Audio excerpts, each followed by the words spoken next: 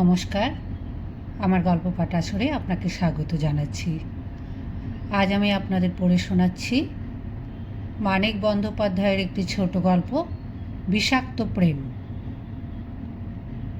মানুষের মনের মিল তো যখন তখন যেমন তেমন অবস্থায় যার তার সঙ্গে অনায়াসেই হতে পারে। সত্য আর সরলার মনের মিল হতেও 1 মাসের বেশি সময় লাগলো না। অপরে যেখানে বাদ সাধে না, মাথা ঘামানোও দরকার মনে করে না, সেখানে সেই মিলন হতে মনের মিলটাই সাধারণত যথেষ্ট। যে মিলনটা মনের মিলের স্বাভাবিক পরিণতি। মনের মিলই তো প্রেম। কিন্তু সত্য আর সরলার মনের মিলের জন্য প্রয়োজনীয় মিলনটা যেন তারাই নিষ্প্রয়োজনীয় বলে বাতিল করে রেখে দিল। পরস্পরকে না দেখে তাদের মন করতে লাগলো কেমন কেমন, কিন্তু তারা কেউ টের পেল না যে একসঙ্গে বসবাস করতে আরম্ভ না করে তাদের আর উপায় নেই। ঘটনাচক্রে মনের যে তাদের মিল হয়ে গেছে, সরলার চেয়ে এ বিষয়ে সত্যই যেন হয়ে রইল বেশি উদাসীন। একেই তো লোকটা সে একটু চাপা, তার ওপর তার ব্যবসা হলো চুরি। সরলার ঘরে আসা যাওয়াও সে আরম্ভ করেছে একদিন সুযোগ মতো তার গয়না আর টাকা নিয়ে পালাবার মতলবে।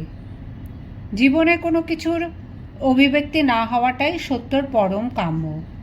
যা কিছু হবার গোপনেই হোক, জীবিকা অর্জন থেকে জীবনযাপন পর্যন্ত। নিজের মনটা চুরি গিয়েছে জেনে নিজেকে ধন্য মনে করবার মানুষ সত্য নয়। অবশ্য সরলার ঘরে প্রথম রাত্রে সে এসেছিল প্রচলিত মনচোরার বেশে। মনচোরার বেশটা কিছুদিন আগে সংগ্রহ করেছিল এক ব্যবসায়ীর বাড়ি থেকে। বাড়িতে পর্যন্ত চোরের ভয় ব্যবসায়ীরা কেন অতিরিক্ত সতর্ক হয়ে থাকে তারাই জানে। ব্যবসায়ীটির নিজের ঘরে সত্য সুবিধা করতে পারেনি।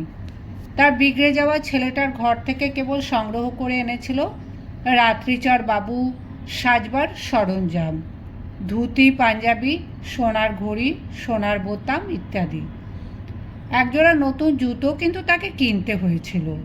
তবে জুতো কেনার পয়সাটা জুটেছিল ব্যবসায়ীর বিগড়ে যাওয়া ছেলেটার মানিব্যাগে।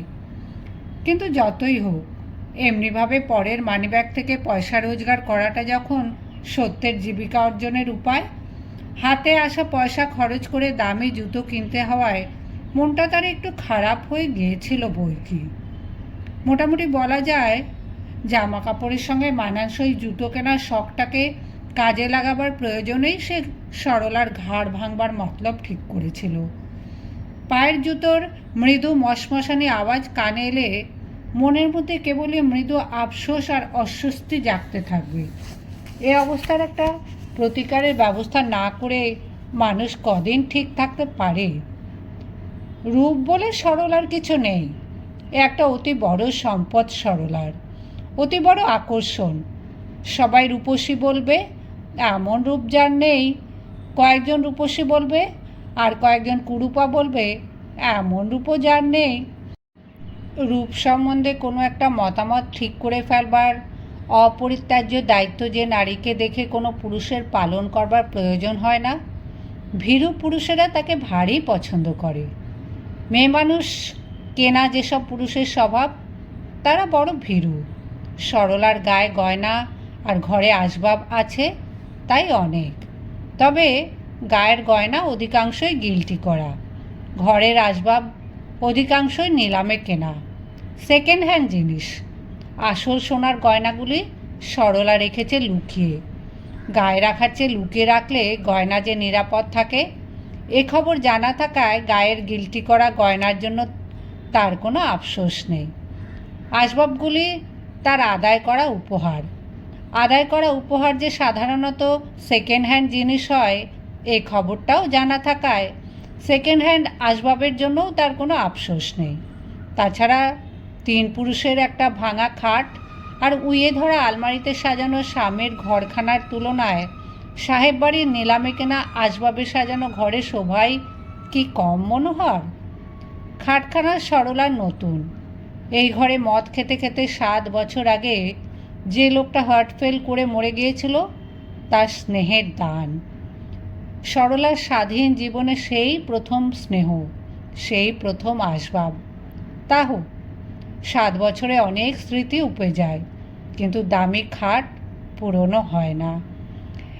এই যে সত্য আর এই যে সরলা, কিছুদিন অযাচিতভাবে তারা পরস্পরকে বুঝিয়ে দেওয়ার চেষ্টা করতে লাগলো যে একজনের জন্য অপরের মনে ঘৃণা নেই, বিদ্বেষ নেই, বিতৃষ্ণা নেই। বড় ভালো তারা, বড় সরল। আনন্দের নামে হইচই করতে তাদের পটুত্ব অসাধারণ। দুজনের মধ্যে মিল যা হয়েছে তার তুলনা নেই। তারপর দুজনের হলো মনের মিল। কিন্তু কথাটা যতদিন মিথ্যা ছিল ততদিন বিশ্বাস করানো গিয়েছিল সহজেই। এখন কে এ কথায় বিশ্বাস করবে? বিশ্বাস করিয়ে লাভও নেই, বিশ্বাস করার উপায়ও নেই।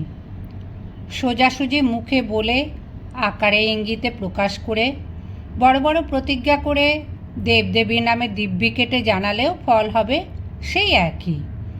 সত্যর লুকানো গয়না আবিষ্কারের ফন্দি ফিক্কির ফাঁদের মতো সরলাকে যেমন ফাঁপড়ে ফেলে রেখেছে, তেমনই ফাঁপড়েই ফেলে রাখবে। সরলার টাকা আর উপহার আদায়ের চেষ্টা সত্যকে যেমন বিপদগ্রস্ত করে রেখেছে, তেমনই বিপদগ্রস্তই করে রাখবে। মনের মিল হোক বা না হোক, কারোর জন্য সোনার মায়া বিসর্জন দেবার ক্ষমতা যে সত্যর নেই, টাকার মায়া বিসর্জন দেবার ক্ষমতা যে সরলার নেই। সরলা ভাবে, লোকটা যদি চোর না হতো, দাবি দেওয়া নিশ্চয়ই কিছু কমাতাম, আদর যত্নের পরিমাণ নিশ্চয়ই কিছু বাড়াতাম, বেশি বেশি সময় কাছে রাখবার নিশ্চয়ই খুব চেষ্টা করতাম। লক্ষ্মী ছাড়া যে চোর, বদমাস। সত্যভাবে, ছুরি যদি ঝানু না হতো, ঘাড় ভাঙার মতলবটা নিশ্চয়ই বন্ধ রাখতাম। না রোজগার করি নিশ্চয়ই সব এনে দিতাম, একটা বোঝাপড়া করে নিশ্চয়ই এখানে আস্তানা গাড়তাম। বজ্জাত যে পাকা কাবলি বলি।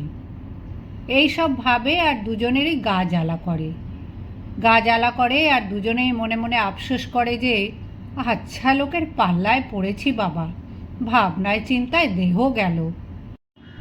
আফসোস করে আর সত্য ভাবে যত শিগগির সম্ভব কাজটা হাসিল করে পালাবে।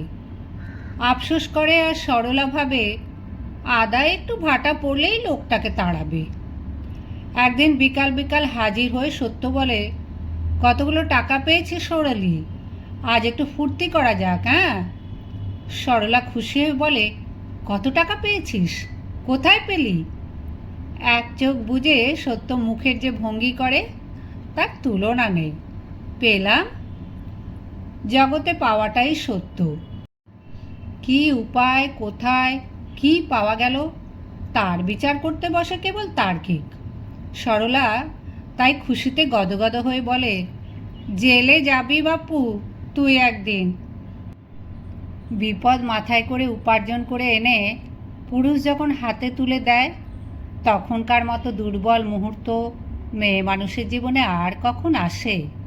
সরলা গদগদ হয়েছে টের পেয়ে সত্যও গদগদ হয়ে বলে, যাই তো যাবো জেলে, তোর জন্য যাব তো, বয়ে গেল। সরলা আরও গদগদ হয়ে বলে, ইস! শুনে মনটা সত্য যেন গলে যাবে মনে হয়। বিবেকে জ্ঞান হয়ে অবধি প্রশ্রয় দেয়নি, তবু কি যেন কামড়ায় অবশ্য সেই সাপের মতো, যে সাপ কোনো অঙ্গে ছোবল দিলেই সেই অঙ্গটা হয়ে যায় অবশ। তাই মুখখানা বিমর্ষ করে সত্য বলে, এক কাজ করি আয়, আজ একটা বড় বোতল এনে রেখে বায়োস্কোপ দেখতে যাই চল, ফিরে এসে ফুর্তি জমানো যাবে। ভালো করে সাজিস কিন্তু, সবাই যেন হাঁ করে চেয়ে থাকে তোর দিকে। আসমানি রঙের শাড়িটা পরবো? এই জটিল সমস্যার সমাধান করতে সত্যকে একটু ভাবতে হয়। বেগুনিটা পরলে হতো না? আচ্ছা পর, আসমানিটাই পর। বেগুনি আর আসমানি দুটো যেটাই পরিস এমন দেখায় তোকে মাইরি, সত্যিই যেন তুই কার বউ। ইস! সত্য হাই তুলে হঠাৎ অন্যমনস্ক হয়ে বলে, গয়নাগুলো বদলাস কিন্তু, গিল্টি দেখে লোকে হাসবে, আমার কিন্তু লজ্জা করবে। এ সমস্যাটা সত্যই জটিল। সরলা কিন্তু চোখের পলকে মীমাংসা করে বলে, তুই বুঝি ভাবিস গিলটি পড়ে যেতে আমার লজ্জা হয় না? যা না, টিকিট কেটে আনগে না তুই, আমি এদিকে বোতল ফোতল আনাই, সেজেগুজে ঠিক হয়ে থাকি। সত্য 7 বছরের নতুন খাটে চিত হয়ে শুয়ে বলে, টিকিট কাটতে যাব কি? 4 আনার টিকিট তো নয়, দুজনে একেবারে গিয়ে টিকিট কাটব। কিন্তু এ ফিকিরও তার সার্থক হয় না। কখন কোন ফাঁকে সরলা আসল সোনার গয়নাগুলি গোপন স্থান থেকে বার করে আনে, সত্য টেরও পায় না। মুখখানা তার গম্ভীর হয়ে যায়। তবু সরলভাবেই জিজ্ঞাসা করে, কখন বদলালি গয়না? এই তো মাত্র। সত্যর বিস্ময় যেন সীমা ছাড়িয়ে যায়। এই মাত্র? কোথায় ছিল রে? আদায় করা উপহার, নিলামে কেনা সেকেন্ড হ্যান্ড আলমারিটার দিকে সোজা আঙুল বাড়িয়ে বিনা দ্বিধায় সরলা বলে, ওই আলমারিতে, আবার কোথা? এমন নিশ্চিন্ত নির্বিকার তার জবাব দেওয়ার ভঙ্গি এবং এমন স্পষ্ট জোরালো তার জবাব যে এক বিষয়ে সত্য নিঃসন্দেহ হতে পারে, সরলার গয়না কোনোদিন আলমারিতে লুকানো ছিল না, ভবিষ্যতেও কোনোদিন থাকবে না। রাগে দাঁত কিরমির করতে ইচ্ছা হয় বলে সত্য দাঁত বার করে হাসে। সরলাকে ধরে মারতে ইচ্ছা করে বলে তাকে বেশি রকম আদর করে। একেবারে চরম পন্থা অবলম্বন করা ছাড়া উপায় নেই জেনে মনটা যত তার ভাবনায় পরিপূর্ণ হয়ে উঠতে থাকে, রসিকতা করে ততই সে সরলাকে হাসায়। সিনেমা দেখিয়ে নিয়ে যায় দেশি ফিরিঙ্গি হোটেলে, পচা চপ আর দামি বিলাতি মদ খাওয়ায়। সরলা বলে, ঘরেই তো ছিল, আবার এখানে কেন? আজ একটু প্রাণ ভরে ফুর্তি করতে স্বাদ যাচ্ছে। কেন, আজ কি? প্রশ্নের ভঙ্গিতে ক্ষীণ একটা সংশয়, মৃদু একটা ভয় ধরা পড়ে। সত্য সাবধান হয়ে বলে, অতগুলো টাকা রোজগার করলাম যে আজ, বলে দাঁত বার করে হাসে না। সরলাকে আর বেশি রকম আদর করে না, বেশি বেশি রসিকতা করে হাসায় না। ঘরে ফেরার কিছুক্ষণ পরে সরলা তাই জিজ্ঞাসা করে, হঠাৎ যে আবার মুখ ভার হলো? প্রশ্নের ভঙ্গিতে ভয় ও সংশয় স্পষ্টতর প্রকাশ পাওয়ায় সত্য আবার সাবধান হয়ে বলে, না মাইরে না, মুখ ভার হয়নি। জবাবটা স্বাভাবিক হওয়ায়, বড় রকম কৈফিয়ত না থাকায় একটু নিশ্চিন্ত হলে সরলা স্ফূর্তি জমানোর আয়োজন করে। বোতলে রসালো বিষে কখন কোন ফাঁকে যে সত্য কাগজের মোড়কের খানিকটা গুঁড়ো বিষ মিশিয়ে দেয় সে টেরও পায় না। সত্যকে ফাঁকে দিয়ে লুকোনো গয়না বার করতে সে যেমন পটু, ফাঁকে দিয়ে তাকে বিষ খাইয়ে দিতে সত্য তার চেয়ে কম পটু নয়। বিষে বিষক্ষয় হবার নিয়মটা এক্ষেত্রে বোধহয় বাতিল হয়ে যায়। এজন্য যে বোতলের বিষকে লোকে সুধা বলে, মনেও করে তাই। মুখ বিকৃত করে সরলা বলে, থুহ, কি খাওয়ালি আমাকে তুই, কি বিচ্ছিরি স্বাদ। সত্য অনুযোগ দিয়ে বলে, বললাম পচা চপ খাস না, তবু তুই খেলি, মর এবার, নে পান খা একটা, বলে সস্নেহে তার মুখে পান গুঁজে দেয়।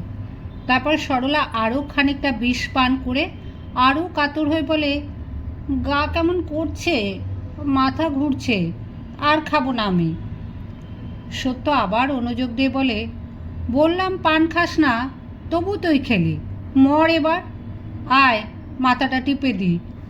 তারপর সত্যর কোলে মাথা রেখে সরলা ছটফট করে, গোঙায়, মুখে গাঁজলা তুলে মরে যাবার উপক্রম করে। বিস্ফারিত চোখে তাকিয়ে থাকে সত্যর মুখের দিকে। দু হাতে সত্যকেই জড়িয়ে ধরে বিষক্রিয়ার হাত থেকে অব্যাহতি খোঁজে।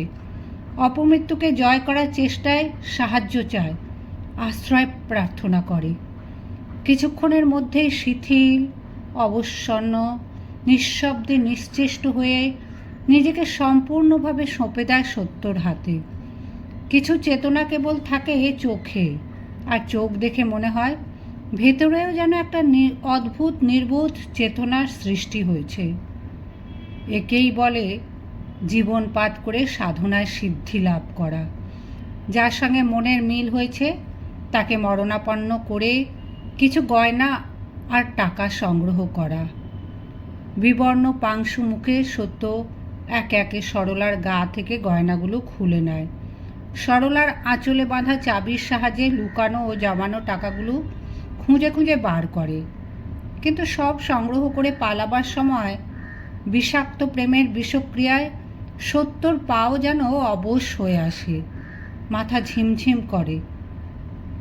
বন্ধ দরজার কাছে এগিয়ে গিয়ে সে মুখ ফিরিয়ে তাকায়। সরলার পড়ে থাকার ভঙ্গি দেখে কার সাধ্য কল্পনা করে যে সে পাকা মেয়ে, জবরদস্ত কাবুলিওয়ালি। তাড়াতাড়ি পালানোই ভালো, কিন্তু সত্য জানে সমস্ত রাত এ ঘরে কেউ আসবে না। দরজা বন্ধ থাকলে কাল অনেক বেলা পর্যন্ত সরলার খোঁজ পড়বে না।